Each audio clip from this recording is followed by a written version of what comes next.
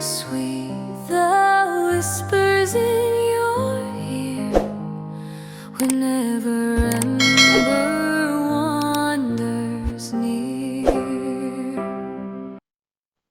Normally I let these cook a little. Normally I do let these cook a little bit more, but I do want to keep this in the theme of Memorial Day, and I can think of no better video to do for Memorial Day than Nick's latest video.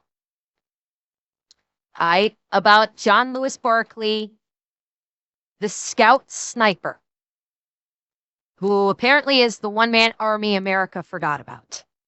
So this is a long one. It's one of his long deep dives. It's an hour long, so we're gonna jump into it. He was Canadian? Oh, that even better. Okay, I cannot wait to hear about this. All right, let us dive in. Let's do this. All right, who'd win in a fight? An entire German infantry battalion or a farm kid from Missouri with a speech impediment?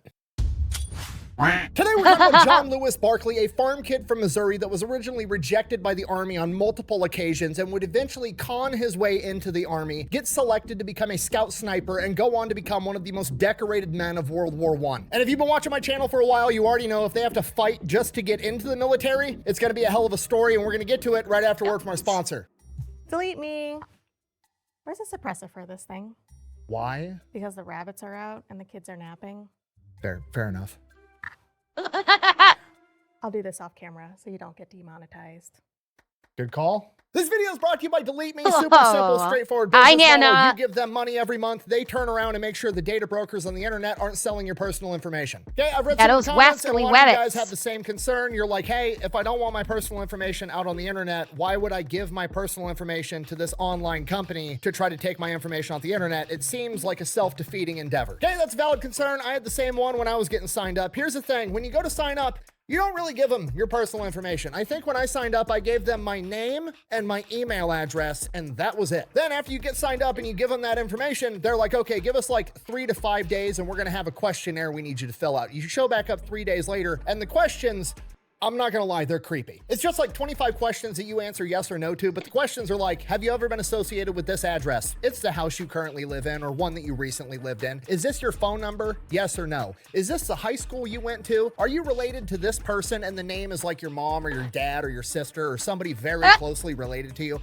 It's just all the information they were able to accrue with nothing more than your name and one email address. Nothing convinces you that you need Delete Me more than their enrollment process. So you go through, basically just tell them like, yeah, you figured out who I was, and then they go through and make sure nobody else can do that shit. So yeah, I recommend them. I've been using them longer than they've been paying me to talk about them. If you wanted to give them a try, I'll have a link and a discount code down below. Let's get back to the video. All right, our story begins on August 18th, 1895, when John Lewis Barkley is born on a farm in Missouri. Okay, we're not gonna waste a lot of time on this. He's a farm kid from the Midwest that grew up in the late 1800s, early 1900s. He was poor, everything sucked. He's been hunting for his own food since he could walk. He knows how to shoot guns. He knows his way around the woods. He is a tough individual. Okay, that's pretty standard for the time. Hey, are we about to get another, are we about to get another Carlos Hathcock? Is this the predecessor to Carlos Hathcock? Because didn't he have the same thing? He grew up, he grew up on a farm, or he grew up in rural. He had to hunt for his own food. He was poor, like, or Sergeant Yorkie, right? Or him. But considering he's a scout sniper, that's why my brain defaulted to Carlos Hathcock. It's because he's a scout sniper.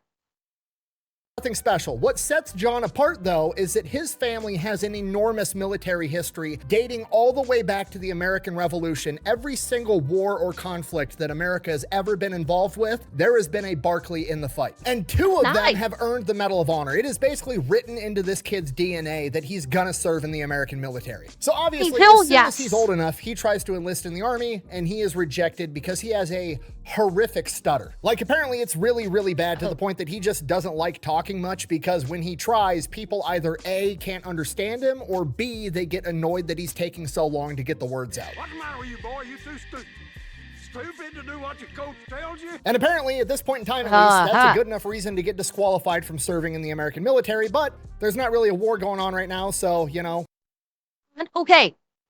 Honestly, I can kind of see why that would be disqualified.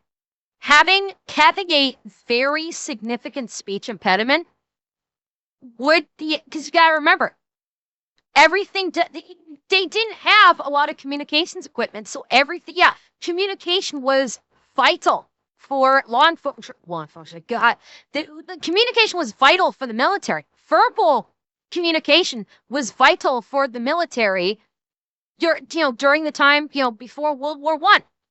It was not only to give and receive orders, there was also guard duty. If you were on guard duty, this was back when they were doing the verbal passwords, the verbal, I forget, oh God, I'm blanking on what the classified is, but basically the verbal passwords for when you're on guard duty, where if someone's approaching a guard station, challenge words, thank you. I could not think of the word for it. Yeah, challenge and respond. So that was, they had developed this around this time where if you are a soldier and you are approaching like an outpost or a forward listening post or anything like that, there would be the challenge or respond, where you would have the person that is currently on guard would issue a challenge phrase, or they would issue a phrase that would contain the challenge word. They would have to vary it up, so it would have to sound very innocuous, so the enemy couldn't pick up on what was the actual. The enemy would not be able to pick up on what was the challenge word. And then you, as the recipient of this, would need to basically do the return, the countersign, again, in a phrase that was innocuous, so the enemy listening in wouldn't be able to determine what the countersign was. And if you have this massive speech impediment, how the fuck are you going to do it? How the fuck are you going to be able to do a sign or a countersign in that kind of situation? Or if you are in the heat of battle and you either need to give orders or receive orders or repair information to your commander, how are you going to do that with this massive speech impediment? By the time you're able, if you have this big speech impediment, the thought process for the military would be, by the time you're able to get out incoming, and you're going, incoming, by the time you get that out, the shell is already dropped and and your entire squad's already dead.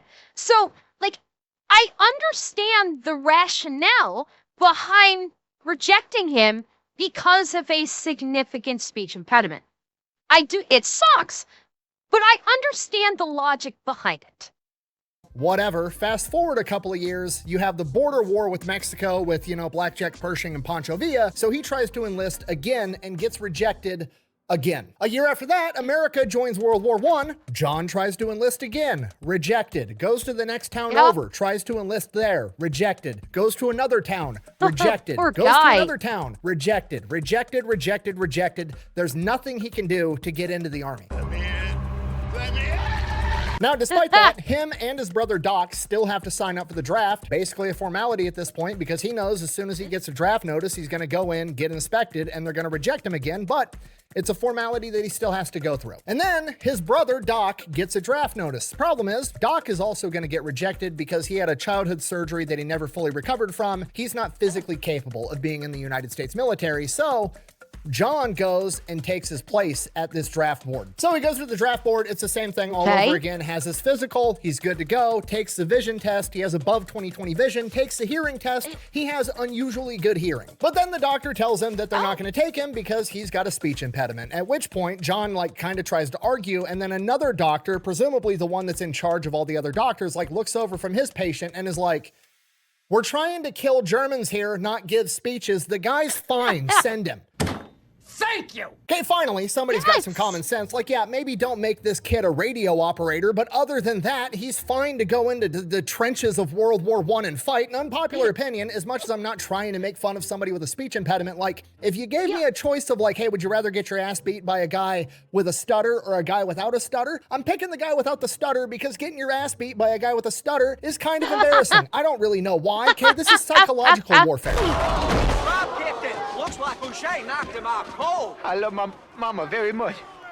Now you know that. So now John's in. He's happy. This is all he's ever wanted to do. He's living up to his family legacy. He heads back home. He packs his shit. He goes, gets engaged to his girlfriend, and heads to the train station. He's getting shipped off to basic training. At the train station, meets another guy that's also headed to the same place, a guy by the name of Tom O'Leary, who's apparently been a hobo for the past couple of years, but they wind up hitting it off and become good friends. They're hanging out on the train the entire time. Then, while they're at one of these train stations on their way to Camp Funston, him and Tom are hanging out at the train station, and this old guy with this really long white beard comes walking up to him and is like, "Are you guys soldiers? You look like soldiers to me. I think I'd recognize them." And they're like, yeah, we're going to basic training right now. We're gonna go fight in World War I, or the Great War as they called it back then. And the guy is like, I'm a veteran of the war between the states.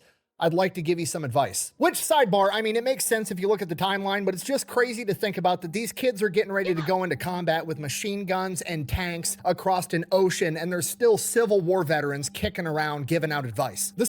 That is insane. Like, when, as soon as Nick said, like, I was, in the war between the states, I was like, wow. That will fuck with you. That will, yeah, like, if you think about it, think about, like, the War of 1812. Okay? Think about the War of 1812. Where the hell is my brain? It's okay. That Bleed Build 1 ticked off. I'm trying to remember when my brain is screwed up here. When did World War I kick off? When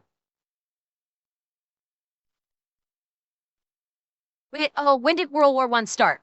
1914. There it is. I looked it up. 1914. Okay. World War I kicked off 1914.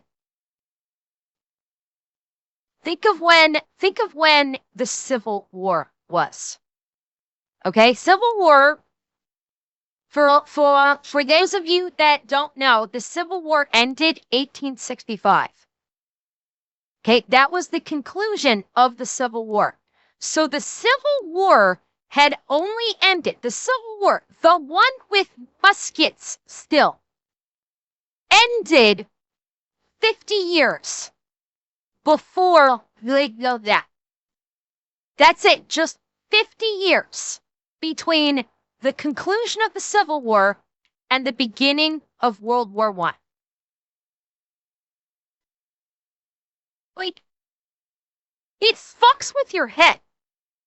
It literally fucks with your head about how close, like, the jump in military might that occurred in 50 years. Like, it screws with your head. The Civil War veteran then proceeds to tell them, and I quote, "There's one thing I learned in the hottest battle in my experience. I'd like to pass it along to you. If you're ever caught under fire or expect to be, fan out and stay that way. If you gang together or if you let others crowd up on you, the grape shot is going to get you for sure." Grape shot referring to cannon fire, if you don't know. So I don't know how applicable that information is going to be. Don't know that they're going to be having much cannon fire and musket battles in World War I. But, if a Civil War veteran offers you some unsolicited Civil War advice, you listen. Not only that, it's not even the grape shot. His advice of don't group up makes sense because if you group up, you're making a bigger target. So even if you take grape shot out of the equation, even if you take artillery out of the equation, okay, take out the heavy duty stuff out of the picture, you group up, you make yourself a prime fucking target for standard rifle fire. It's a hell of a lot easier to hit a big target of grouped up people than it is a single individual with a much slimmer profile in comparison. Be it in the Civil War or be it in World War I. The same principle would apply. You want to create a smaller target that's harder to hit in regardless of whatever war you're fighting in. Yeah, and the machine gun fire, of course. It's like, when you throw machine guns, grenades, You know, you throw out grenades, the bigger target you are, the easier you are to hit. That's fucking weird, huh? After that, they board the train, they head off to Camp Funston, and basic training starts. And within a matter of a couple of weeks, John Lewis Barkley is excelling at everything. And next thing he knows, he's getting pulled out of the main unit and sent off to some selection process for something called an intelligence man, which today we would call a scout sniper. He passes a selection process and goes into training. They teach him absolutely everything, all the sniping techniques, how to use scopes on his rifle, land navigation, map reading, how to read hand signals of enemies from a distance, how to give his own hand signals, Morse code, everything he would need to sneak up to and through enemy lines, observe the enemy, and gain intel, as well as being a sniper. This is basically the closest thing that America has to special forces at this point, because that doesn't really get invented or developed until World War II later on. And John loves it. He's obsessed with it. He's not just going there and learning the curriculum, he's staying later and hanging out with the cadre, the instructors, which are all active duty Army guys that have been in for years. There's also a bunch of British and French military guys that are veterans that are training him everything they know. So he's hanging around all of these experienced veterans, talking with them, hearing stories, and he starts hearing stories and lessons that these guys are teaching him about other famous warriors like the Gurkhas, the Moros, the Moroccans from all over the world. A smart motherfucker, that's right. And this is one of John's best qualities that's probably going to wind up saving his ass multiple times, is just wanting to learn more all the time and taking advice from these experienced warriors and actually like internalizing it. And it's all like the little tiny advice that you could only get from them. Like he says that the British or French officers at one point told him that if you ever take a German machine gun position and the machine gun still has the breech block inside of it, take that breech block and keep it with you at all times, because usually when the Germans abandon the machine gun, they take the breech block out to disable the gun. But if you bring one with you, you can get that gun up and running again, and then you can use it. Just something that's obscure and benign that you would never figure out until it was too late. And he's going to take that and remember it forever. It's all those little details. So he finishes up scout sniper training. He becomes an intelligence man, and then they send him back to his original unit. Now, while he's been gone doing, you know, all this sniper training and scout training and intel training, everybody else has just been going through normal basic training, marching, drilling, becoming disciplined, becoming a conventional soldier. So when he gets back to his unit, everybody else is all like super disciplined and squared away. And he's like, I learned how to kill people. That's about it. So he kind of becomes like the unruly problem child of the unit that the chain of command doesn't really like. But the chain of command is like, okay, well, there's a win-win situation here. We can't get booze onto Camp Funston. It's strictly banned. They search everybody's bags. It's impossible to get booze in here. And the chain of command and everybody else wants booze, and we've got this problem child. What if we tell him to try to smuggle booze into the base? Worst case scenario, he gets caught, he gets kicked out of the army, then we don't have to deal with him. Problem solved. Best case scenario, he somehow manages to get us booze, and yeah, they're going to ask the scout sniper that just got, well, the intelligence trained person who is literally just trained to basically be a fucking ghost, and ask him to go get booze. He's gonna look at this like it's a fun training exercise. And this is gonna be like a party for him.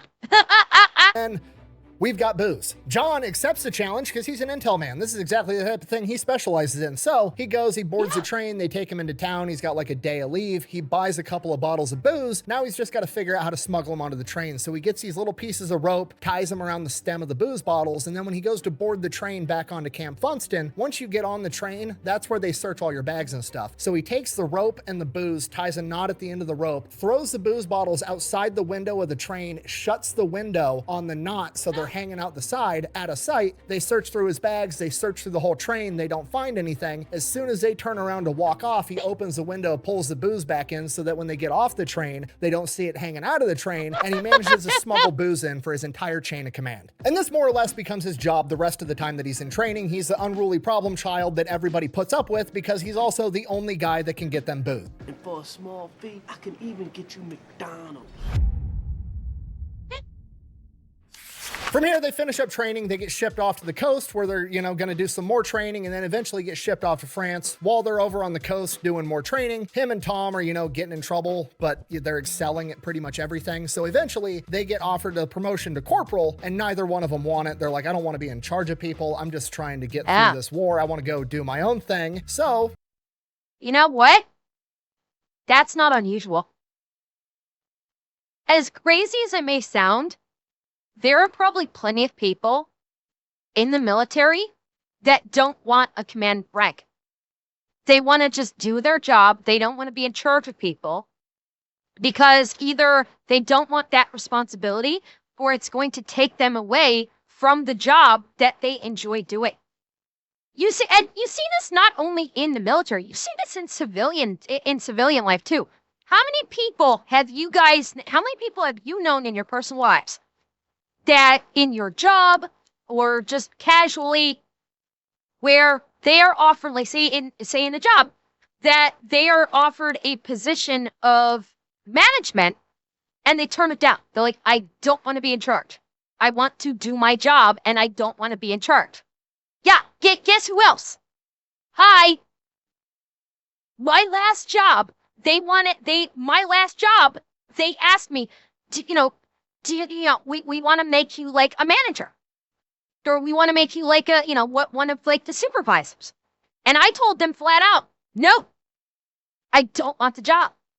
I flat out turned it down. Didn't even need to think about it. They said, we want to make you supervisor. I went, yep, pass. Because I told them flat out, I said, I like doing what I do. Yeah, remember, I was doing my job as like the technician.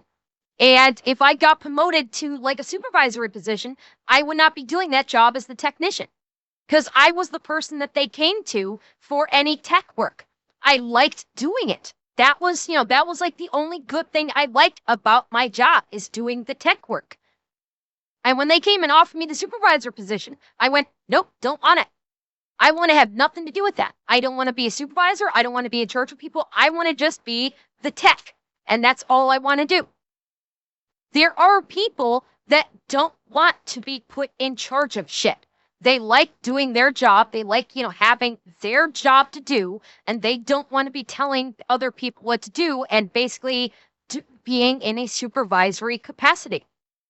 It makes perfect sense. There's probably a lot more people like that than you might think. And thank you for the Prime arc. Thank you very much. They decide the best way to not get promoted to corporal is to go AWOL for 4 days and go drinking and gambling in town. During their 4-day bender, they're out at a bar, they're gambling at a craps game, and they get into a physical altercation with a bunch of other guys. Him and Tom are outnumbered, looking like they're gonna get their ass kicked, but then somebody jumps in and helps them in this fight and then gets them out of there, and they turn around thinking, it's somebody else from our unit that knows who we are that was helping us out. They don't know this guy. He's an Army sergeant, big Indian guy, says his name is Jesse James. They wind up hanging out with this guy for the next couple of days. They find out apparently this guy's been in the Army for a while. He just got back from China. And apparently the reason that his name is Jesse James is because prior to this, he was a train robber and he was wanted, and they were finally starting to catch on to him and he was gonna get caught. So he went and enlisted in the Army. And when they went into the thing and they're like, okay, what's your name? He hadn't thought that far ahead and he panicked, so he just said the first name that came to mind, Jesse James. And this is, back in the day, World War I, there's no social security numbers. Most people don't even have birth certificates. You are whoever you say you are. So from that moment on, he became Jesse James and went into the Army. This guy's 50. He's got a mustache. Not according to birth certificate. He's got documentation. So John and Tom wind up becoming best friends with Jesse James, and then he's like, I'm a sergeant in the same division, so he goes to the chain of command and has John and Tom put under his command in his squad, which is also a scout sniper intel squad, and it's perfect. Like, this is the crew now. They go back to base, they introduce him to his other guy, this huge black dude by the name of Floyd, that is affectionately or unaffectionately nicknamed N-word Floyd. I don't know if there was multiple Floyds or whatever, but like he even calls himself that, N-word Floyd. I don't know if they're just trying to set a tone or what, but I mean, I'm probably just going to call him Floyd for the sake of my career. Okay, weird nicknames aside, this is the crew now. This is the boys that are going to go to war together. We've got the farm kid from Missouri, Tom the hobo, Jesse James the Indian train robber, and Floyd. From here, they start training together. Jesse James is showing them all kinds of Native American tactics, how to kill people with a knife, all kinds of stuff. Then they ship off to France. While they're on the boat, John is getting letters back home from his fiance, and in the letters, she's like very nonchalantly telling him how she's going on dates with other guys. No, Don't like that. From here, they make it into France. They get away from the port. They get into this town where they're going to be for a while, going under some more training. They're getting a bunch of training from French intel officers, most of it specializing in like learning how to use every gun they could possibly run into on the battlefield. German guns, French guns, British guns, all the tips and tricks, and John is soaking up all of it. When he's not training and he's not out drinking and gambling with the boys, John goes out into France and finds himself a nice French girlfriend because, well, his fiance is apparently cheating on him, and fair is fair. Doesn't really say much about his relationship at this point in time, but he does say that having a language barrier was kind of cool because for the first time in his life, he felt like he wasn't getting judged for his stutter. This goes on for a while, then eventually it's time to move on towards the front lines, and, you know, he goes to say goodbye to the girlfriend, does the whole, you know, I'm gonna go win this war and come back for you thing, and in broken English, she responds, no, no, no, they never come back. To which he's like, how many other guys were there before me? No. She's like, oh, like 5? And he's like, I gotta go. This poor fucking guy. Oh my God, this poor man is getting cucked at every turn. Oh, this poor man. Oh, no. Well, he definitely wasn't drawing them like his French gals. Okay, that was a terrible fucking joke. Ignore I said that. That was an absolutely horrific fucking joke. I don't even know why I said it. I should have just stopped right there. We're going to continue on because, yeah, that was just bad. I deserve that. So the gang and the rest of the 3rd Infantry Division make their way up to the front. They're near this town called Chateau Thierry, and this is where John starts going out on scouting and sniping missions. Sometimes he's by himself, sometimes he's got another guy with him. It's mostly going out to observation posts, sniping at the enemy, getting intel, all the stuff that he was trained to do. Then one day he's back at HQ, so's Jesse. All the rest of the guys in the gang are probably out on missions. They call all the intel guys on hand into the tent and basically say, we got a dangerous mission. We need 5 volunteers. Chain of Command thinks that the Germans are getting ready for some type of big offensive, and they want to be able to know for sure, and the best way they've come up with how to figure this out is to send 5 guys across the Marne River under the cover of night, infiltrate enemy territory, find an enemy soldier, kidnap his ass, bring him back in healthy enough condition that they can interrogate him, and figure everything out. And Jesse... The early days of the yoinkening. What the... I mean, in true American fashion, am I right? He is the first guy to raise his hand and volunteer, and as soon as John sees that, John immediately raises his hand too, like, if my boy's going, I'm going with him. They get 3 more volunteers, and then they're basically told, okay, go strip out of your uniforms, get dressed in this stuff. They give them all black clothing, black pants, black shirts, black shoes, black stocking caps, full-on cat burglar mode. From here they go, they draw weapons, they grab some grenades. John and Jesse both grab BARs and trench knives, and then they figure out the plan. So basically what's gonna happen, they're gonna have to swim across the Marne River in the dark, regroup after they all get swept apart from the current. One guy is going to have a rope with him that he pulls across the river with him. Once they get across the river, they're going to pull a boat across the river with the rope, leave it sitting there, go find an enemy soldier, kidnap his ass, throw him in the boat, and then the guys on the other side of the river are going to pull them all back in the boat. That's pretty much exactly what happens. They make it across the river, they get regrouped, they're sneaking around behind enemy lines, they're finding, you know, squads of guys, platoons of guys, nothing that they can confront, and then eventually after searching around for a while, they find one big German NCO that's kind of out there by himself, halfway asleep, big 200-pound German guy.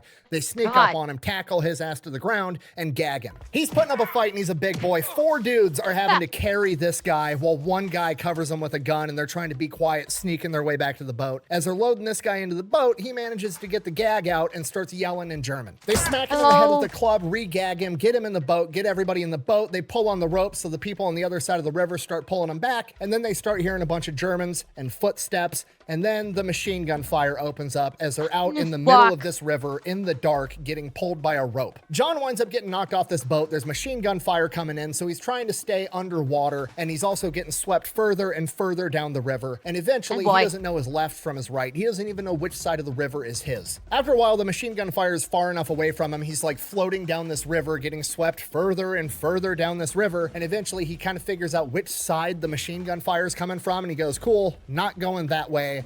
crosses the river the other direction. By this point, he's fucking freezing, doesn't know how far down the river he got swept. He gets onto his side of the river and goes and finds an allied unit, not even his division anymore. He got swept so far down this river. They've got him at gunpoint. He's not dressed like an American soldier, speaks pretty good English, but the Germans can do that too. So he basically has to convince these Americans that he is in fact on their team, and after they interrogate him for a while, they let him go. He walks miles and miles back up the river till he gets back to his HQ, gets inside the tent, and asks what the fuck happened. To which the chain of command is like, I don't know, you tell us, you're the first one to get back. At this point, John's freaking out. He doesn't know what to do. There's a good chance everybody else, including Jesse, is dead. He's standing there still soaking wet, shivering. It's night, it's winter. He was just soaked in a river for an unknown amount of time and then walked 2 miles like he's shivering, tells them everything he knows, and then they send him to the aid station. He gets covered with blankets, treated for hypothermia, and then passes out. Then when he wakes up, Jesse's sitting there right next to him. John's super happy, asks what happened. Jesse explains everything. They managed to get the German. He got interrogated,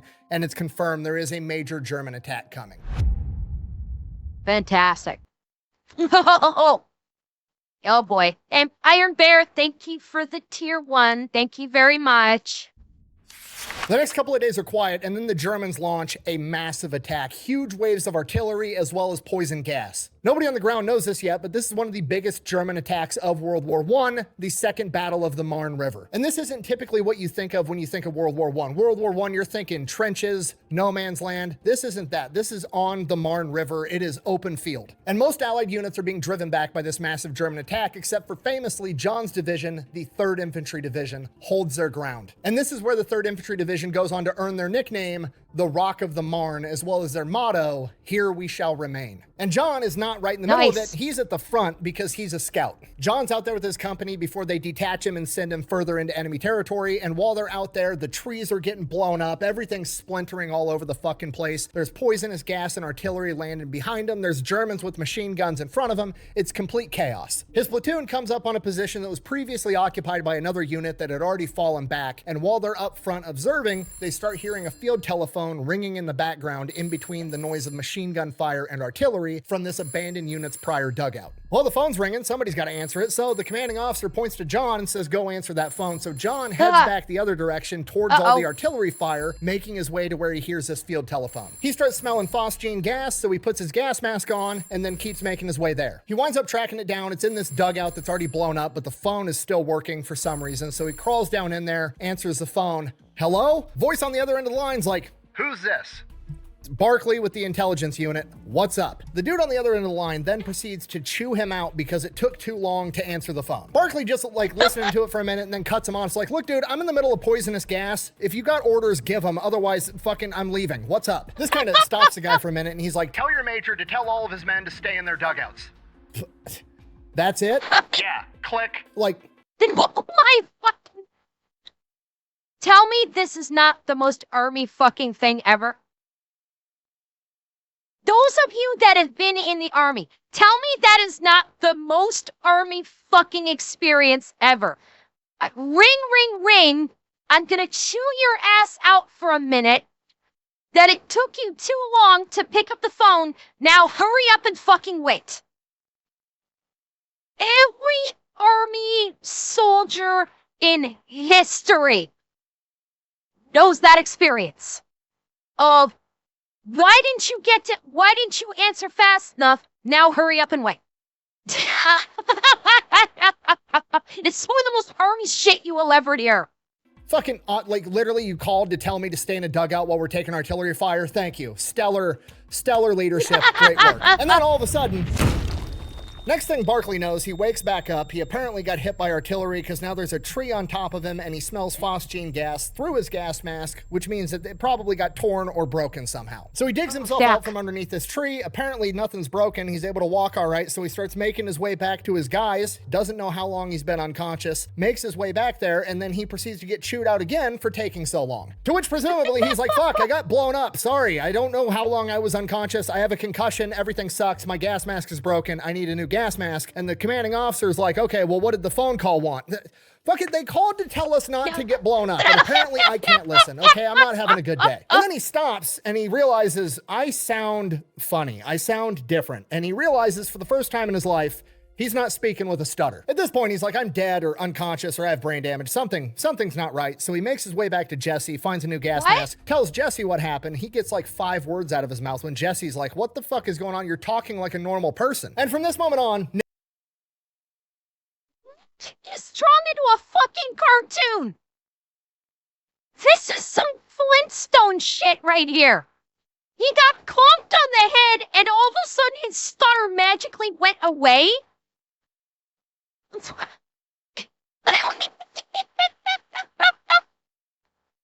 is literally a Flintstones cartoon, except instead of getting a whole new personality,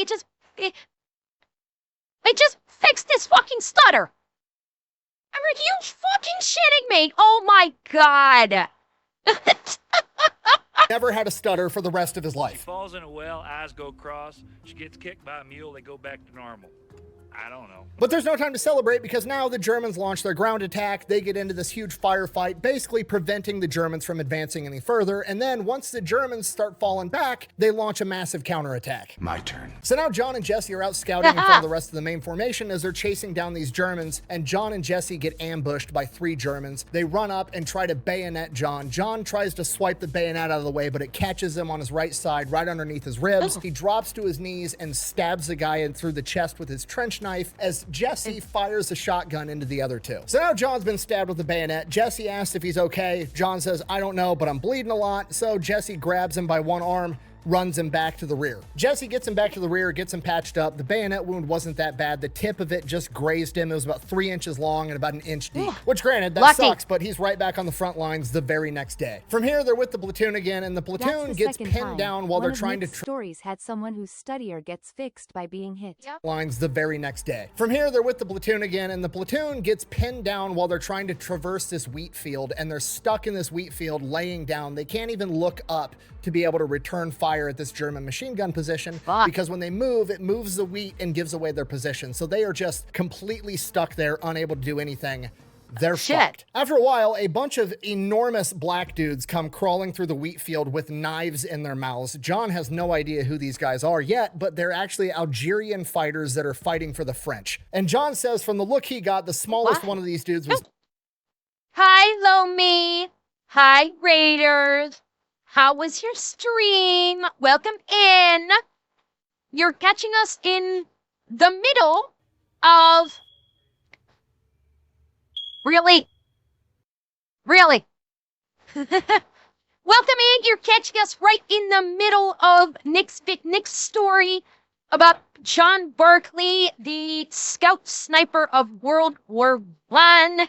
I hope you had a wonderful stream, and if you'd like, please feel free to join us on finishing off this video for this beautiful Memorial Day. So I hope you will join us, and again, I hope, Lomi, I hope you had a wonderful stream today. 200 pounds of pure muscle, which back in World War I was a big boy. And they go crawling through this wheat field. Their faces are all scarred up. They've got knives in their teeth. They look like badasses. And about 10 minutes later, the German machine gun fire just fucking stops. They get the all clear. Everybody kind of stands up. They're not getting shot at. They go to the German position, or what was the German position. And as they get closer and closer, there's just dead Germans everywhere, and they're all missing their right ears. It is around this point that John is informed that the Algerian fighters take the right ears of any man they kill as evidence. He then proceeds to look around and sees that one of the Algerian fighters has a necklace with what he estimates to be about 18 ears on it. Okay. To anyone else, I'm sure that would be kind of fucking horrifying. I'm gonna hazard a guess, and to John, he's going, I can learn something from these guys. Remember how he's like learning from all these different badass warriors from all different nations? Yeah, he never had the chance to talk to an Algerian yet, did he? He thinks he's going to be, increasing his killing repertoire shortly. Good people, lend me your ears. That's disgusting. From here, they continue advancing through this wheat field. They get into the woods. They get through the woods, and when that wood line ends, they get pinned down again. And this time, they send in a sniper, aka Barkley. He gets all camoed up, sneaks around to a good position, has eyes on the machine gunner and the 2 assistant gunners, drops all 3 of them, and then shoots 2 rounds into the gun to disable it, and continues watching the position while his unit advances. And as the unit's advancing, a new machine gun crew comes running up, and they have a gun with them. They go to start setting it up, and John takes out all 3 of them as well. Once his unit has that position, John goes, rejoins with them, and he goes over to the machine guns and takes one of the breech blocks out, just like that instructor told him back in training. So now he's got this big hunk of metal that he's lugging around with him in his pocket, but hey, it might come in handy. And this style of fighting goes on for like the next 4 days straight. No sleep, no taking your shoes off. They're literally taking food off of dead bodies and eating it. They have no supplies. They're low on water. They're low on ammo. Okay. Now we're at a risk for trench foot. That was one of the biggest problems of, like, people in the military. You probably are familiar with this. It's why they always say, change your socks, check your feet, blah, blah, blah.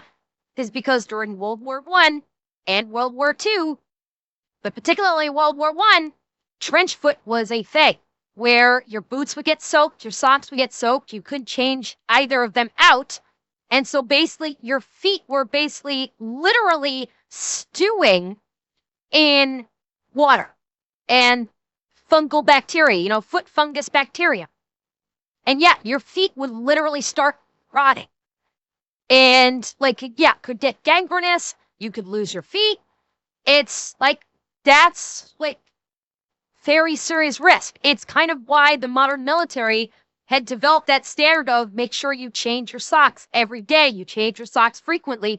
Don't allow your feet to be basically sitting in a stew of your own stuff, because it's very unhealthy for your feet, and it's how soldiers lost their feet during World War I and to a degree probably even World War II. So yeah, that's when he said like they haven't been able to change their boots or their socks, I was like, oh, this is when it was at its height in World War I. This could be bad. They're low on everything. The entire unit is literally just walking zombies, just advance, advance, advance. They're outrunning supply lines. It's horrible. And then eventually a new unit shows up and tells them they're relieved and head to the rear. Now, on one hand, that's great news. On the other hand, it still kind of sucks because they have to walk all the way to the rear. It's like 10 miles to get back to some town that they've already liberated previously, where they're going to be able to get food and shower and everything. But that's what they got to do. So they walk all the way there. They get to some French village. They're taking up quarters and barns and houses, and the French people are very welcoming and accommodating, but obviously a little French village can't hold an entire division. They're doing everything they can for them. They're getting retooled, refitted, showered. They're getting food. They're having to get new reinforcements in because they lost so many men. This takes a little while, but they reestablish the unit. While they're on R&R in this French village, the mail catches up to John finally. He gets like 17 letters, and the last one from his fiance is her basically given the Dear John letter of, I'm deciding to marry this other boy that I've been dating while you've been gone. And I believe in the letter she even says, because you're probably not going to make it back anyways. God damn. Fuck. Yeah. Well, yeah, that's another thing that you military guys probably are familiar with. The Jody the Jody conundrum. Well, she a hoe. She a hoe. She dirty hoe. All right, so they've been in this village for a while. They've all gotten fed. They've all gotten food. Everybody's rested and recuperated. They've got some reinforcements to replenish the ranks, and they get orders to move out because America is about to launch a massive offensive known as the Meuse-Argonne Offensive. And once again, John and the boys are going to be right up front being scout snipers the entire time. As they're making their way to the front, as they get closer and closer to the front lines, they start taking more and more German sniper fire. So John and Jesse go ask the chain of command permission if they can go out at night and take care of some of these snipers. Permission denied. So naturally, they go out at night anyways and handle the problem. Now, once they make it to the front, the unit pretty much immediately gets pinned down by a piece of artillery that they can't locate, and they need to take this gun out because it's kind of fucking them up. John's out on a solo scouting mission. While he's out there, he thinks he sees the muzzle flash of this gun off in the distance, so he heads back to HQ, reports what he saw, and the chain of command pretty much tells him, grab some guys and go take care of it. And then the major says, oh, and one more thing, Barkley, we don't have the manpower to be taking care of prisoners right now. Do you understand what I'm telling you? You got it. All the other intel guys, all the other scout snipers, all the guys in the gang, they just let him off the chain. Missions doing stuff, so he just has to grab 5 random riflemen that aren't trained for this kind of work. Things are already not looking great. Barkley's kind of stressed out about it. He tells the rifle guys like, okay, look, just do exactly what I do and follow me, and hopefully we'll get through this. So he leads these rifle guys up to the lines, through enemy lines. They sneak around. They wind up finding... Thank you, Revan. Okay, this is... I have a bad feeling. I have a bad feeling. Well, no, they won't act like Canadians, because if they were Canadians, they do like dirty tricks. And basically, you know, pretend like, oh, we're going to give you food, but instead we're going to give you high explosives in the mouth. With Barkley, it's just like, just take them out. Just shoot them all. It's like not even war crime, it's just war. But I've got a bad feeling here. He's got to take 5 guys that are basically untrained like he is, and he's got to sneak with 5 guys that don't know how to sneak. I've got a bad feeling. This gun where it's located. Barkley pulls everybody in. He lays out the plan. He's like, okay, here's the deal. You're with me. We're going right up the middle. You two go around the right side. You two go around the left side. Get in position within throwing grenade distance. And when I fire my pistol, everybody's going to throw a grenade into this pit with this gun, okay? And then we're going to storm it. That's exactly what happens. They split up. They surround this artillery emplacement, and everybody's just waiting on Barkley to fire. And then he hears a noise. Somebody kicked a rock and it tumbles down this bank or something. And then he hears a German Luger open fire, and he just yells now, and they all start throwing grenades into this artillery emplacement. The grenades go off, then they all storm the position. Barkley comes over the top. There's a German with a Luger that turns and raises a gun at him, but Barkley mag dumps the guy first. The riflemen then bayonet a few more. Everybody's dead. They've cleared the position. At this point, Barkley's like, okay, cool, we did it. Let's get the fuck out of here. They go back. Barkley heads back to HQ, drops off the riflemen, goes back to the commander, is like, okay, I took out the crew. And the commander goes, did you take out the gun? And Barkley goes, he was so stressed out and in such a hurry that he forgot to disable the gun, so now any other crew of Germans could just go up and start manning the gun again. He hasn't actually solved the problem. He feels like such an idiot and such a bad leader that he put his guys' lives at risk and then didn't even accomplish the mission, that he decides that he's going to go out there and do it himself because he doesn't think it's right that they should have to risk their lives again because of his fuck up. So that's exactly what he does. He sneaks back out to the gun. He gets there. Thankfully, the position is not manned yet. Okay, cool. He goes to take out the breech block, the part that the gun needs the most, that he can easily take with him back to disable the gun. It's jammed inside the gun. He can't get it out. He tries to beat it out. This fucking thing is not coming out. Okay, backup plan. I'll blow it up. He didn't bring any explosives. God damn it! Now, the only option left is for him to spike the gun, which is going to take a minute. Basically, he has to pack the gun barrel full of rocks and then beat them in with a pickaxe that's lying around, which is what he does. It takes him 30 minutes, the 30 longest minutes of his life, as he's expecting Germans to roll up and kill him at any moment. Thankfully, that doesn't happen. He spikes the gun, sneaks back, and then heads to HQ to let him know he's finally disabled the gun. Okay, by this point, this has turned into an all-day affair. The sun's already going down. It's been a very long, very stressful day. He tells the commander, like, okay, the gun's taken care of, and the commander's actually, it's like, Silver, you're not wrong about it. Someone that owns his mistakes and takes it upon himself to fix it. I do have a concern, though. Is this the mentality that he has? There's a concern that I have that he's going to take risks solo instead of basically taking backup that can basically aid him in facilitating his mission. There's like there's a difference between owning up to one's mistakes and wanting to fix it, and then taking insane risks to accomplish this mission because he doesn't want to put anyone else in danger.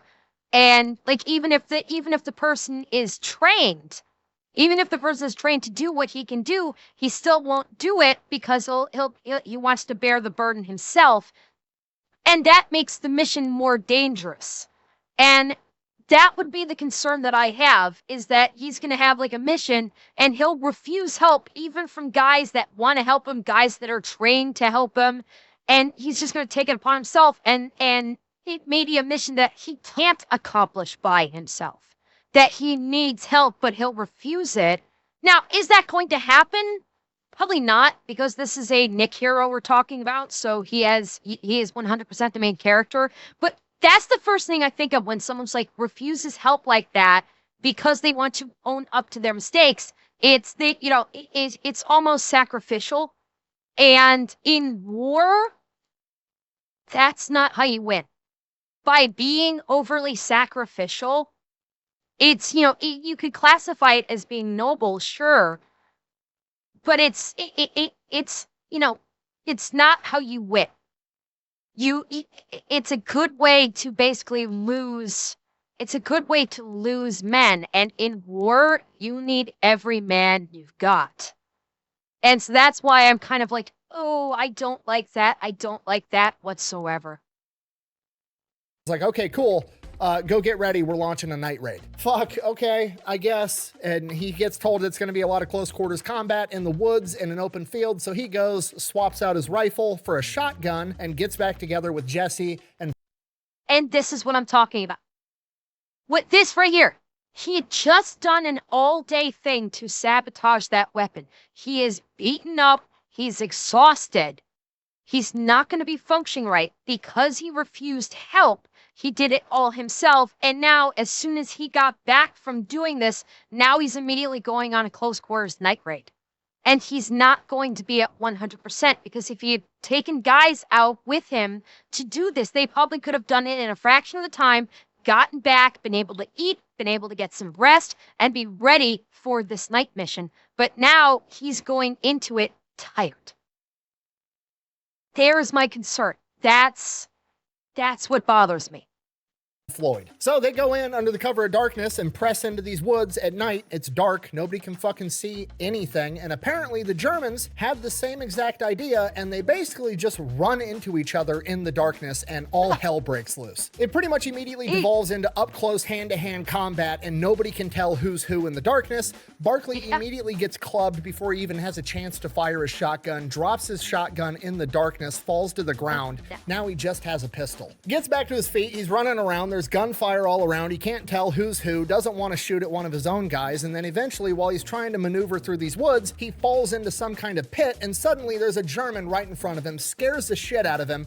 Luckily, the German's already dead. He's quite literally just fallen into a German machine gun position, and the German that was manning the gun is apparently no longer with us, and the gun still is. So he goes, looks at the machine gun, the breech block is taken out. Guess what he's got in his fucking pocket? He's been lugging around this chunk of metal in his pocket for just such an occasion, and listening to the old timers is about to pay off. So he goes, pulls the block out of his pocket. This is going to be awesome. He goes to put it inside the gun. No. It won't go in because the Germans also mangled the receiver. I'll make it fit. Damn it. Everything sucks from this moment moving forward. Just everything's awful. I can't catch a break. Well, I can catch a break, but it's only the breakup between me and my fiance. Everything else just goes horrifically wrong. This sucks. And by this point, the whole vibe of the battle has shifted. There's like barely any gunfire going on. Basically what has happened is everybody has found a hole to hide in, and they're all just waiting until daylight, and then the fight's gonna resume. So he's just sitting there in this hole with this dead German and a disabled machine gun, waiting for daylight. As the sun starts coming up, he starts, peeking out of the hole, looking around. Not much going on around him, except for like 30 yards away, there's another hole, and he can see some movement. So he grabs this German's rifle and gets ready to shoot at whoever's inside that hole, and he's just watching, and he's watching, and you can see a silhouette, but he can't even see if it's a German uniform or an American uniform or a French uniform. Doesn't know who it is yet, so he doesn't want to shoot. And then eventually, just by watching the silhouette for a while, he recognizes the body language of this guy. And eventually he kind of like yells out, "Floyd, is that you?" It's Floyd. So then Floyd runs over, jumps in his hole with him. Together, they decide they're going to start sneaking back towards friendly lines. They start making their way there, and then eventually they run into Jesse by himself. Only problem, he's headed the other direction, and he's got orders to go penetrate enemy lines and figure out what's going on over there. Well, they're not going to let their boy go by himself, so they turn around and they join. Germans have fallen back and created a defensive line. They sneak right up to this line. Jesse sneaks a little bit closer, takes out a German sentry with a trench knife, and they slip past, trying to see what troop movements the Germans are doing on their side of the lines. They're moving forward, and then eventually they run into an entire platoon of Germans. They pretty much do the only thing they can do at this point. They open fire. why are they sending? Well, because they established that Jesse is. You gotta remember, all of them are intel guys. Jesse is an intel guy, and they are trained to basically do these solo infiltration missions. Like that is specifically what they trained them for. And Jesse, in particular, is really good at knife fighting. And yeah, they're scout snipers. They're intel. They scout sniping is what this profession would come to be later in life. At present, they are intelligence on. They're intelligence. And Jesse in particular, don't forget, he was, he's Native American. He's an excellent knife fighter. He's really good at stealth. So it's like they do these solo missions. Their entire purpose is for infiltration, information gathering or intelligence gathering, and then come back to the rears and report that intelligence to the rear for them to formulate an attack. So sending him by himself, not unusual at all. It's kind of what they do. They run into an entire platoon of Germans. They pretty much do the only thing they can do at this point. They open fire, and then as soon as they realize what's going on and start returning fire, they turn around and they run. Barkley stumbles, loses his helmet, not stopping to get it, keeps running. Floyd winds up getting shot through the arm as they make their way all the way back to their lines. They make it back to their company. They're trying to get Floyd back to an aid station because he's got a gunshot wound, at which point they're informed, we're basically stuck here because now the Germans are shelling and dropping mustard gas behind us. So it's like Germans are here, they're here, wall of German artillery fire and mustard gas. They're boxed in. So they bandage Floyd up the best they can. Barkley goes, grabs a helmet off of a dead soldier, and it's like, I guess we're fighting until we got another option. So they head to the front and fight until like noon that day. As the fighting dies down and the adrenaline starts to wear off, Barkley kind of starts to realize, like, my fucking head is itchy. At first he thinks he has lice, and then he takes the helmet off and realizes the helmet got hit with mustard gas, which is a blister agent, and he now has chemical burns and blisters all over his scalp. At this point, they kind of have a meeting of the minds between Jesse and Floyd and Tom and, the gang, and they're basically like, okay, are we going to go to the aid station? Because we're all going to get medevaced if we do. We're getting pulled from combat. And Floyd, the guy who's been shot, the guy presumably in the worst condition, is like, absolutely not. I'm not leaving. I'm staying up front where the fight is. At which point, nobody else is allowed to bitch out either, so I guess we're all staying. So they bandage Floyd's arm up a little bit better. See, this is when they just built men fucking different. There is a reason why this was called the Great War, and this is the reason why every man that fought in this war is known as the greatest generation. That fucking right there. Like there is no comparison. This is why this is the greatest generation and will always be the greatest generation. They were met. There's no other descriptor needed for this. They were met. And God fucking bless them for it. Greatest generation of World War II? I disagree. Evidence to the contrary, right fucking here. But I get what you said. It's just, the World War I and World War II generation, because let's face it, the World War I and World War II generations they almost went hand in hand. Plenty of men that fought in World War I also fought in World War II. So it's kind of like the greatest generation does kind of comprise of both World War I and World War II. Just saying. To bitch out either, so I guess we're all staying. So they bandage Floyd's arm up a little bit better, rinse it out with alcohol. They get iodine and scrub all the mustard gas off of Barkley's hair, get him a new helmet, and the gang is back in the fight, I guess. From here, they pull all the intel guys they have available into HQ. They brief them. They have no idea what the fuck is going on, and they need to figure it out. So they need the intel guys to basically sneak behind enemy lines, dragging cable for field telephones, set up observation posts, and try to figure out where the enemy troops are moving. And because they don't really know where the enemy troops are, they kind of have to maximize their probability of spotting them, so they're all going to be going out to different locations solo. Barkley gets his point on the map where he's supposed to be going, goes, gets refitted, grabs another rifle with a scope. If he's going to have anything for this, he's probably going to want a sniper rifle, grabs more pistol ammunition, grabs a field telephone and a roll of cable, and sets off. He gets to the closest part of the front line to where his observation post needs to be, links up with the French unit there, gives them the cable that they're going to tie into the network, and then sets off through no man's land on his own into German lines. Okay, and just so we're on the same page, so you like understand what I'm saying, he has a roll of telephone cable. He hands them one end, and then he takes the roll with him, laying cable down through enemy lines as he goes. So A, hard to move, kind of tactical behind enemy lines while you're trying to lay cable. And B, there's a literal string showing the enemy where he is if anybody walks past it. Like, this mission's insane. But hey, somebody's got to do it, and I guess it's going to be him. He finally makes it to where he thinks his position is supposed to be. It's kind of hard to tell because it's pitch black at this point in time. It's like 2:30 in the morning, and he just kind of like finds a hole and lays down in it. And he's like listening around for a while, doesn't hear anything, must not be anybody too close. And, you know, hard to be an observation guy in the dark when you can't observe anything. So he kind of decides, haven't slept in 2 days, my scalp itches, fuck it, I'm going to bed.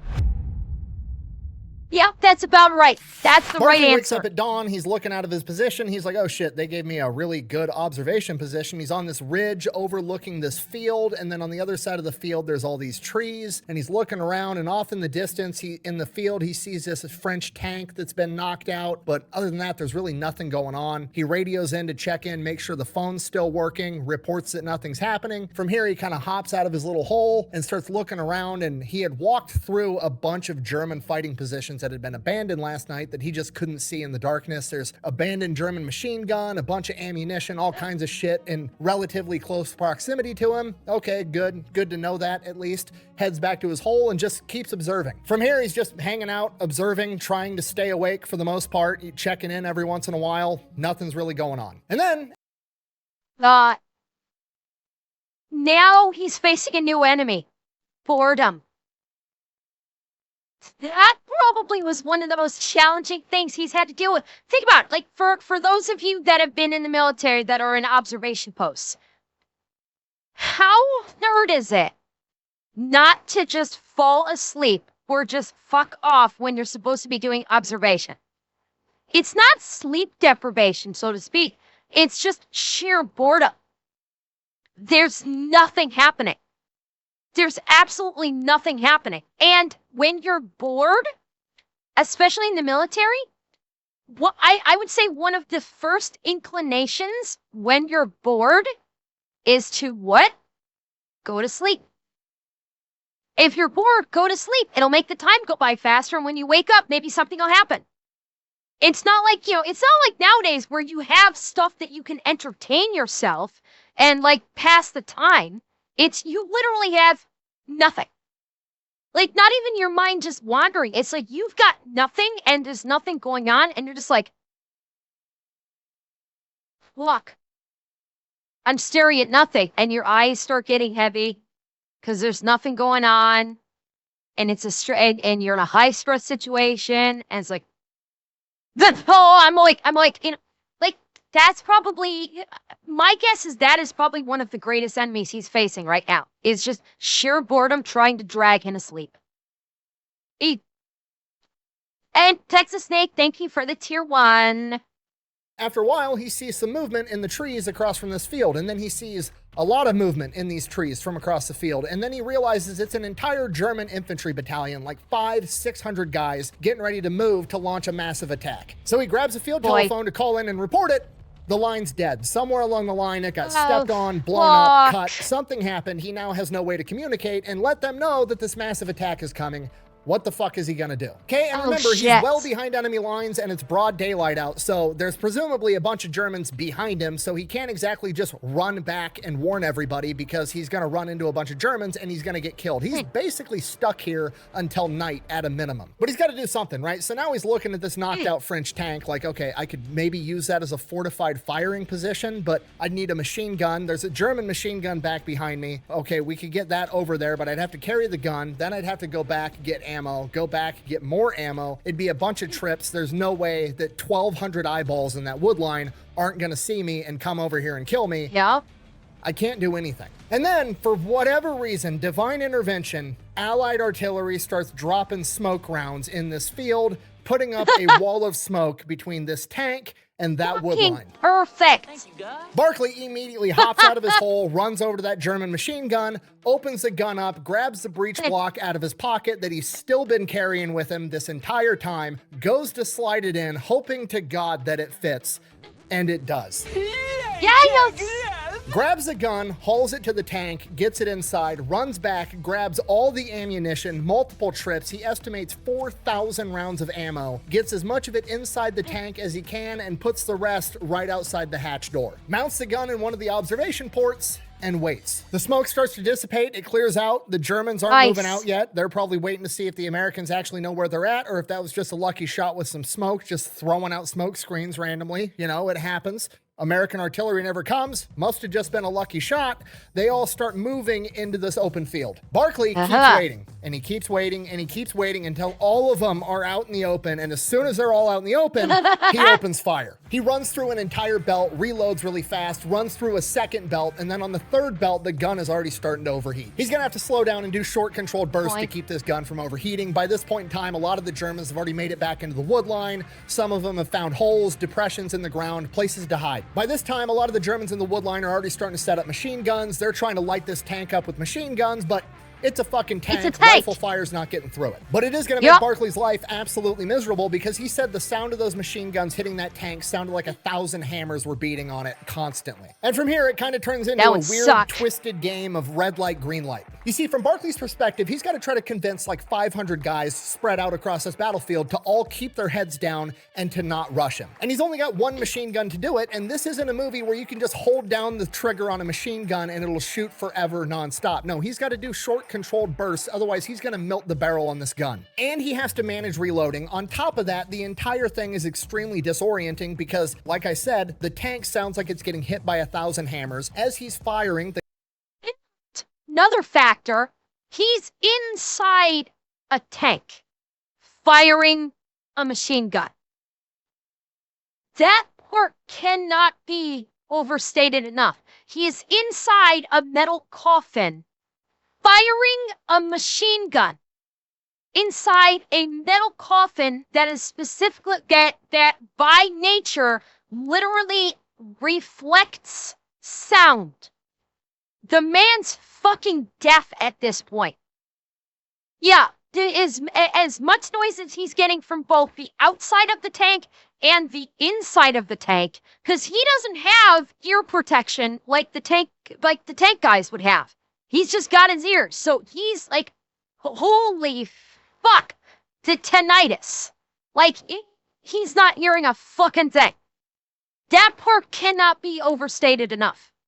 The gun's creating an immense amount of heat, and he's stuck inside of a metal box with it, and it's blowing gas and fumes back into the tank too. And from the German perspective, they have tinnitus from the army. This pood dude is gonna hear church bells the rest of his life. Yup.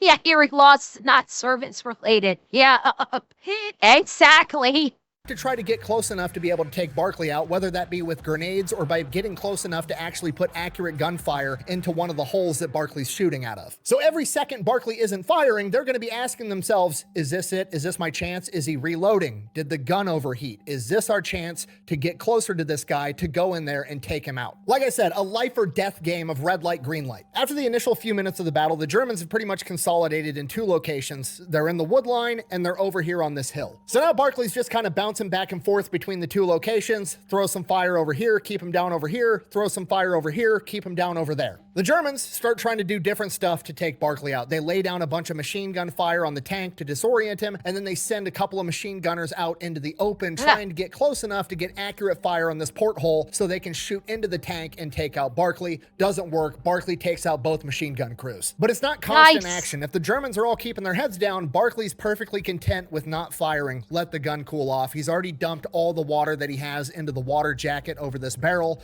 trying to keep this gun from overheating. And it's during one of these lulls in the battle that Barkley notices that there's a singular random rifle fire off in the distance, like way off in the distance, like 800, 1,000 yards away. And finally, he's looking around trying to see where it's coming from. It's coming from behind him. And then he sees over on the hill where the Germans are, one of the Germans gets hit and tumbles over. Barkley hadn't even seen that guy standing, that's why he wasn't shooting at him, but apparently he's got somebody out there shooting for him. And it goes on like this for like an hour, just Barkley trying to manage this entire situation without overheating the gun and reloading all at the same time, all while the tank is getting hotter and more full of fumes the entire time. It sucks. But then it gets 1,000 times worse because a 77mm round impacts near the tank. And Barkley's like, oh shit, they got some type of gun up here. And he starts standing, looking, trying to find this gun. And then a second round hits and it's even closer. They're walking the fire in on him and he can't find where this gun is. Then a third round hits even closer. Then a fourth goes right over the top of the tank. And on the fifth round, he sees the muzzle flash. It's back in this wood line like 500-600 yards away. He aims the machine gun right at this gun. He's going to try to light up the crew, but then suddenly Barkley wakes up in a full-blown panic attack. No idea how long he's been unconscious. He's bleeding out of... Oh, fuck. Namikaze, thank you for the raid. Welcome in, Raiders. Oh, no. Is he going to get another stutter again? Is this going to bring his stutter back? Just kidding. His face, he can't breathe because of all the fumes inside of this tank. He unbuttons his top, opens the hatch, and sticks his torso out just to breathe fresh air. As he's coming to, he realizes the only reason he's probably alive right now is because there's a couple of American machine guns now up on the ridge, apparently having a massive firefight for like an hour and a half, alerts the Americans to where the attack is going to be coming from. And his tank got hit with that 77mm. The Germans are assuming that he's dead, and they've turned their attention over to these machine gunners on the ridge. It is at this moment that presumably Barkley has the oh shit moment of realizing the 77mm that just shot him is probably going to be pointing at them next. Barkley dives back into the tank, looks at the machine gun, it looks like it should still run, gets it back into the porthole, retakes aim at the 77mm gun, and lights it up with like 3 belts of ammunition, trying to destroy the gun, kill the crew, anything he can do to take this gun out of the fight. We don't know how it works, but it works because that gun never fires again. So that's good, but it creates a bigger problem because he's essentially just burned up his machine gun, it starts sputtering, he can't get more than 2 to 3 rounds out of it without it jamming, and the Germans know that he's alive and they are now shooting at his tank again with machine guns and rifle fire. He's got a spare barrel outside the tank next to all the ammunition, but he doesn't have any more water to put inside the cooling jacket, so it's just gonna burn up right away anyways. He's dead in the water. So he decides the only way he's gonna have a chance at making out of this alive is if he crawls into the driver's compartment, exits through that hole, which is facing the wood line during a lull in the fire, and try to make a break for this wood line and get into the woods and run. So he crawls into this driver's compartment where he's gonna wait for a lull. I mean, I do know, I do vaguely remember hearing something about, like, pissing into the cooling jacket was a viable alternative, but my guess is he probably doesn't even have any pee.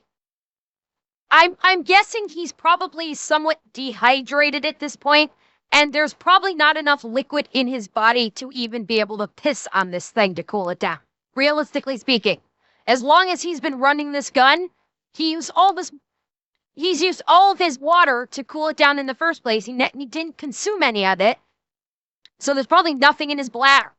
The fire, and once he gets inside this driver's compartment, he finds a jug of oil. At this point, he's like, water, oil, it'll cool the gun either way, right? Fuck it. He crawls back into the main part of the tank, pulls the gun out of the porthole, takes the barrel out, gets ready for a lull in the fire. As soon as the fire stops, he sets a land speed record, getting out of that tank, grabbing the other barrel, installing it on the machine gun, filling the water jacket full of oil, getting it back outside the porthole, and he is moving like a NASCAR pit crew. Why is he moving so fast? Because it's the world's most fucked up game of red light, green light, and there's only one reason they quit firing, and it's because they're sending their guys up there to come get him. He gets that machine gun back out the porthole just in time as 2 rifle squads are 50 yards away. He opens fire, and most of the rifle squad jumps inside of one of the craters made by the 77mm earlier. He can't hit him inside this crater. It's good cover for them. Great. Now he's got to worry about the guys in the wood line, the guys up on the hill, and the guys 50 yards in front of him inside of this crater in the ground. And if he loses track of those guys in the crater, he's probably going to die. So he's kind of bouncing back and forth between all 3 targets, laying down covering fire, short controlled bursts on each, trying to keep everybody down. And eventually the guys in the crater work up the courage to try to launch an assault.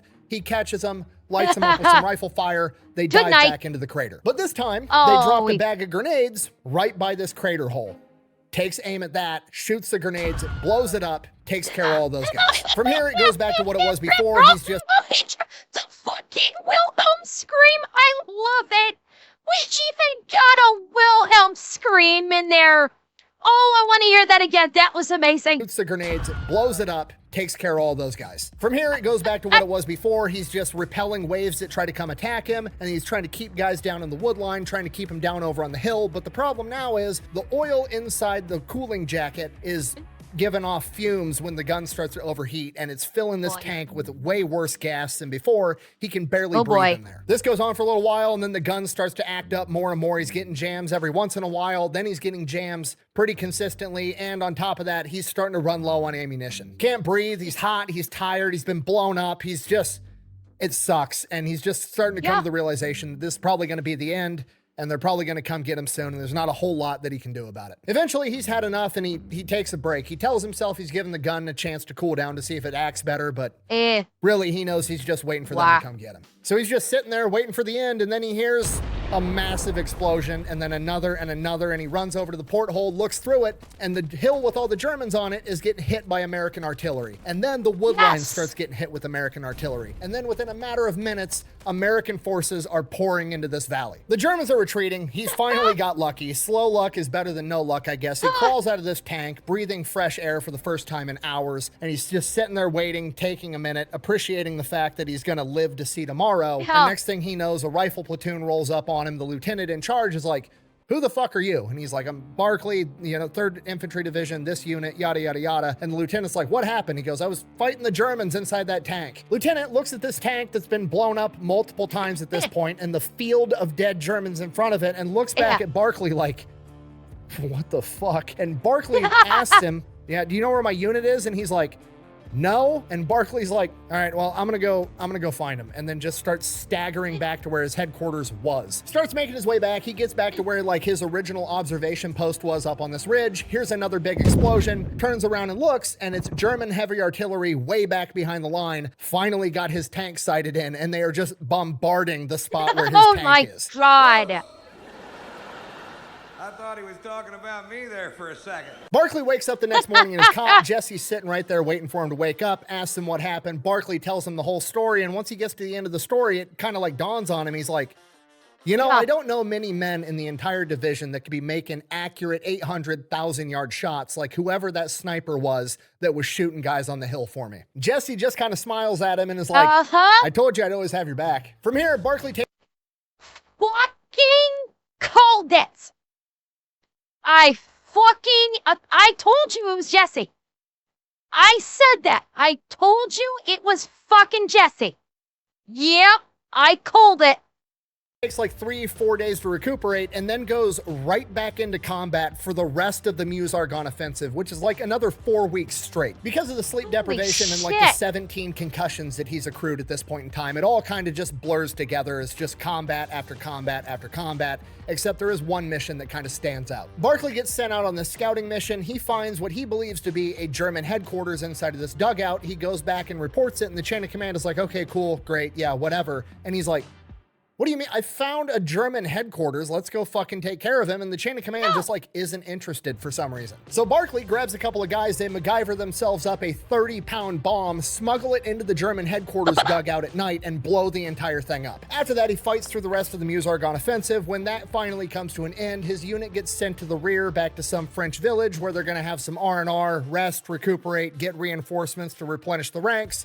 The same thing all over again. While they're in this village, the word on the street is they're going to be launching another huge offensive soon. It's going to be big enough to end the war. So Jesse and John start gearing up, getting ready for that. They're studying maps. They're learning everything about the general area.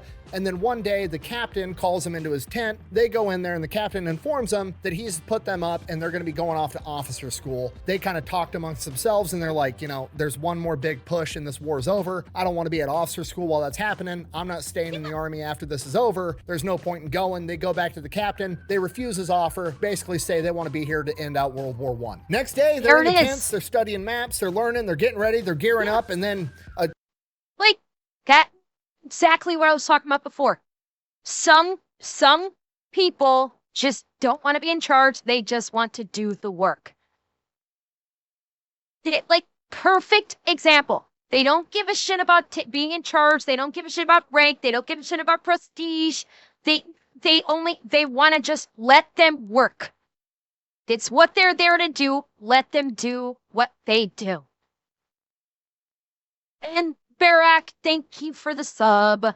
Huge celebration breaks out in the background. They walk out of their tent and they're like, what is happening? The French people are throwing a parade. They're drinking. They're yelling stuff in French. People are crying. John and Jesse are looking around like, what is happening right now? And somebody tells them the armistice was just signed, and they look at each other and they're like, the fuck is an armistice? The war's over.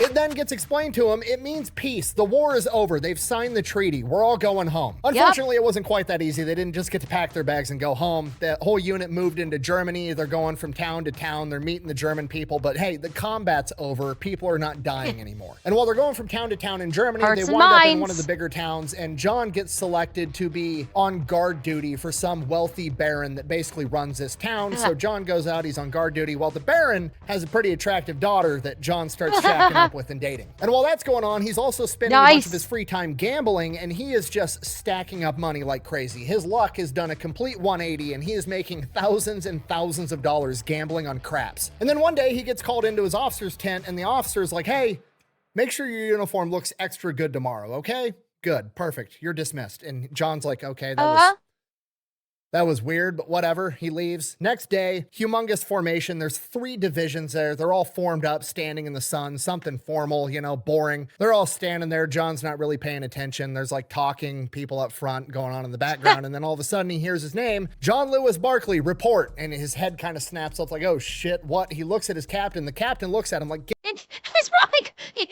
first thought in his head, what the fuck did I do? He's probably racking his head right now. He's like, okay. And fuck my girlfriend. That's not against the rules. I've been gambling. Pretty sure that's not against the rules. I don't think I've kicked anyone's ass that I could get in trouble for. Why the fuck are they calling my name? Get up there. So he runs up front. There's already a couple guys up there standing at attention. So he just kind of gets in line and stands at attention too, not knowing what's going on, worried he's about to get in trouble. Then they put him at ease. He stands at ease. And then next thing he knows, General Blackjack Pershing, the leader of the Allied forces, is standing in front of him, putting something around his neck. He has no idea what's going on. Then Blackjack Pershing salutes him, and he about throws his arm out of socket, saluting back. And then Blackjack Pershing moves on, and he's just still standing there at ease, and he's just kind of like, what just happened? And he kind of like looks down his nose to see what's around his neck, and all he sees is a blue necklace, and he immediately knows it's the Medal of Honor, the same one that 2 other members of his family had earned before. And his first reaction is like, oh, I hope this isn't a mistake. This is going to be really embarrassing if this is all a mistake. And then come to find out later on that during his entire battle, when he was inside of that tank, there were actually Allied observers that were watching the entire thing and reporting back the play-by-play via field telephone. And John Lewis Barkley had definitely earned the Medal of Honor. From here, now he's a big shot with everybody. The gang's super proud of him, but then it keeps going, and it's like every day or every other day, there's another massive formation where they're giving out medals. They're not just giving them to him, they're giving them to everybody, but every single time he's getting called up there and he's given another medal. He's given the French Croix de Guerre. He's given all kinds of stuff. This goes on for a little while, so long, in fact, that the gang actually starts giving him a hard time. Like, this guy can't even go outside to go to the bathroom without somebody throwing a medal at him. And then he is informed that he has 30 days of leave. He's got a Medal of Honor. He's feeling pretty good about himself. He's got thousands of dollars that he won gambling, and he's like, I'm going to Paris to have some fun. So John goes off to Paris on leave with a load of money in his pocket, and it's not what he had in his mind. You know, you think of Paris, you think of what we all think of when we think of Paris. You know, the Eiffel Tower, lights, good food, music, fancy clothes, yada, yada, yada. But this is Paris right after World War I. Like, everybody's poor, the streets are dirty, everybody's starving. It kind of sucks. And then one day he goes into a shop, and the shopkeeper at this shop is the most attractive woman he's ever seen in his entire life. So John is like, luck's been pretty good lately. He shoots his shot, asks her out on a date, and she's like, no, I can't. It's her shop. She can't afford to have any employees to run the shop while she's gone, and she can't afford to close. So John is like, why don't you just hire somebody to run the shop for a day, and I'll take you out on a date? And she's like, I don't have money. We're all poor. World War I just ended. And he's like, I'll pay somebody to run the shop for a day if you go out on a date with me. And her ears kind of perk up, and she's like, are you an American millionaire? And he makes an honest attempt to correct her and say no, but there's kind of also a language barrier. So he just like, fuck it, yes, I'm a millionaire. Let's go on a date. From here, takes her out on a fancy date, goes, buys her a bunch of fancy clothes, gets the nicest hotel room he can find. Him and oh no. Oh, I have bad feeling. Oh, I have bad feeling.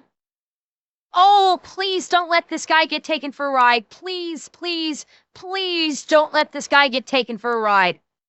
Her living in this hotel room for a couple of weeks until he burns through all the money he has saved up. He doesn't even have enough money to pay for the hotel room for one more night. So he's like to this chick, okay, I gotta go. And then he goes and sleeps at the YMCA with all the other soldiers in the gymnasium for the rest of his leave. God damn, it's good to be home. After that, he heads back to his unit. By the time he gets there, everybody's packing their shit up. It's time to go home. So he says bye to the gang, and that's that. Heads back home to America. Okay. Gets back to Missouri, becomes a dairy farmer, finds a wife, has a daughter, living life as a completely normal dude. And then in 1930, he publishes his war memoirs, which was originally titled No Hard Feelings, which would later be renamed to Scarlet Fields. And it's a phenomenal book. It was obviously one of the main sources for this video, and it's one of the realest war memoirs I've ever read in my entire life. He does not like self-aggrandize, doesn't try to make himself be this bigger than life superhero. He highlights all of his mistakes, obviously like forgetting to blow up the gun and all the mistakes that he makes along the way. He highlights all of it. He has a ton of dark humor. It completely reads like a grunt that wrote his actual experience in war, which to me, and probably most of you, is absolutely incredible. But when this came out in 1930, it was jarring. Nobody wrote like this. Nobody wrote the truth. Nobody wrote a real war experience. But at this point in time, there's really only two socially acceptable takes when it came to writing about the war. And option A was like, all quiet on the Western Front, very anti-war, war is frivolous, all war is bad, there's no real winners type take. Or option B was like the war novel about the perfect soldier, like the Alvin York type character, where he's literally the human embodiment of Captain America. That is America's ass. And that is definitely not what John Lewis Barclay wrote in his book titled No Hard Feelings, in case you can't tell by the title. He fully acknowledges that he was a troublemaker, made a ton of mistakes, he killed the enemy, didn't really feel that bad about it. Not to say that he enjoyed it, but he fully acknowledged it was them or me, and I was choosing me every single time, and he doesn't feel bad about that. And that, to those people at the time, was just completely jarring. And because of that, his book kind of flopped, and he kind of got painted as like this feral wild monster that enjoyed killing. And that's probably honestly the only reason that you've never heard of this guy, because he is one of the most decorated soldiers of World War I. You've heard of Alvin York, you've heard of Audie Murphy, you've heard of all these other people that have very similar accolades and stories to him, but you've never heard of him. And that's because he wrote the truth, and the truth in 1930 wasn't politically correct. And after his book came— No. The truth in 1930 wasn't pretty. That's more along the lines. It's not about like, you know, politically correct. It wasn't pretty. It wasn't proper. It was raw, it was visceral, and it was real.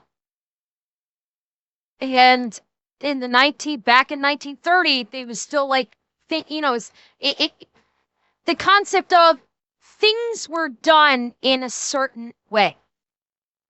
And, they wanted, when they were getting these books, they didn't want real.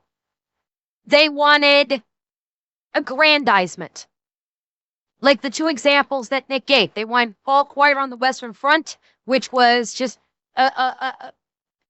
waxing poetic about how war is hell and war doesn't help anybody, or the aggrandizement tale of Sergeant York, who is the perfect soldier to inspire others to be soldiers. Barclay's book was just facts. It was a first-person accounting of one of these guys that was on the front lines, telling it how it is. And in the 1930s, you didn't do that. Societally, people were not ready to have that kind of truth. They didn't want it. They still wanted to live in sort of a quasi fantasy land. They wanted to live into this. It's not, we want to live in what's proper and not 100% accept how reality goes. And it's a damn shame that it took so long for people to actually see and hear his words. Thank you, Gray Matter. Out, and he had essentially been painted as this like mad killer that enjoyed war, which is a total mischaracterization. He would later go on to write this. Quote, if you're going to write something about me, I hope you won't make me out to be some kind of wild beast or killer, and I hope no one will think of me that way. I'm not. I never had a fight in my life before I went to war. I've never been arrested. I'm just a soldier who happens to believe that there will be more need for soldiers before this world has run its course. And again, you have to remember, this is 1930. This is like in the wake of World War I, all of the Western world was basically like, never again. That was the war to end all wars. We're never going to see war like that ever again as long as we live. We can't ever do this again, blah, blah, blah, blah, blah. And here's John Lewis Barclay basically saying, no, it's not. You're always going to need people just like me that are willing to go out there and get the job done. And people absolutely did not like it. He goes on to give a more in-depth interview where he scarily accurately predicts World War II 10 years ahead of time in 1930. He says, and I quote, no, the last war wasn't a war to end all war. There'll be another one. The world isn't civilized enough yet to end war. I got news for you. The world is never going to be civilized enough to end war. Human beings, by our very nature, are animals of war. We are. There will never, ever, ever be a time throughout the future of humanity, until humanity itself goes extinct. There will never be a time where war is not present. Because human beings at our core are animals. And animals are territorial, animals are tribal, animals are pack-oriented. We, as animals, will always engage in war. It is our biological nature. That will never change. Until humanity itself goes extinct, humans and war will always go hand in hand forever. It is a hard truth, but it's a truth that everyone needs to accept. We can minimize it as best we can, and war itself is going to change in how it is conducted, but war will always be a part of our lives for as long as humanity remains in this universe. There will always be war at some point or another. That is just facts. It really is. Then goes on to explain he thinks that the next war is going to start over in Europe, probably being provoked by Russia and Germany, which is exactly what happened when they fucking invaded Poland. It'll consume Europe and then it will spread to the US, which is exactly what happened. He then goes on to predict exactly how the next war is going to be fought. He says the next war is going to be fought mostly in the air. We'll have everything we had in this war except for cavalry. Tanks are going to replace the cavalry, and we're going to have way worse chemical weapons. Technically, the chemical weapons weren't worse, but we did develop nuclear bombs. He then goes on to more or less advocate for the fact of like, hey, you guys should just accept the fact that war is going to keep happening. We should prepare for it instead of sticking our heads in the sand and pretending like nobody's ever going to try to start shit again. Nobody wants to hear that. Nobody prepares. Nobody listens. This is why Great Britain has appeasement, which allows Germany to rise to power and take over most of Europe. This is why when Pearl Harbor happens, America has no real military to speak of, and they have to raise an entire army, and nobody was ready for World War II on the Allied side. But nobody wants to listen to John Lewis Barclay. What does he know? He's just, been there, done that, and Nick talked about this on Unsub as well. He brought this up on an episode on Unsub. I can't remember when he did, but it was like some time ago. He was talking about researching John Barclay for this video, and basically talked about how he predicted World War II to a T. One of the most decorated men to ever do it. Why would his opinion matter? So he's like, fine, give me my overalls, goes back to Missouri, becomes a dairy farmer, lives happily ever after with his wife and daughter, passes away in 1966 at the age of 70, living long enough to see himself become right. And I'm sure he took absolutely zero pleasure in it. And that is the story of John Lewis Barclay, one of the most decorated men of World War I. Thank you for watching. Best way to support the channel is go buy some merch, maybe drink some Echelon. Links for both of those available over at thefatelectrician.com. Quack bang, out. If you get anything out of this story, Okay, be like John. Listen to the old guys that have been there and done that. They know a thing or two because they've seen a thing or two, and their advice just might save your life, or at best, potentially prevent World War II. Oh, 07.